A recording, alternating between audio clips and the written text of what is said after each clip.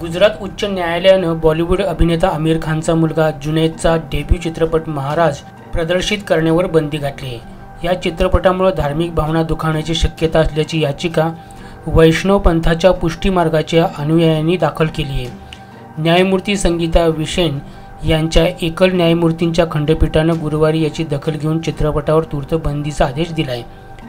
हा चित्रपट शुक्रवारी नेटफ्लिक्सवर प्रदर्शित होणार होता. खंडपीठानं केंद्र सरकार, नेटफ्लिक्स आणि चित्रपटाचे निर्माते यशराज फिल्म्स यांना ही नोटीस बजावली आहे. पुष्टीमार्ग पंथातील 8 सदस्यांनी याविषयीचे काही लेख वाचून चित्रपटाच्या प्रदर्शनाविरोधात याचिका दाखल केली होती. हा चित्रपट 1862च्या प्रसिद्ध महाराज लेबल प्रकरणावर आधारित असल्याचं मानलं जात आहे. त्या प्रकरणी तत्कालीन ब्रिटिश न्यायाधीशांनी निवाडा दिला होता.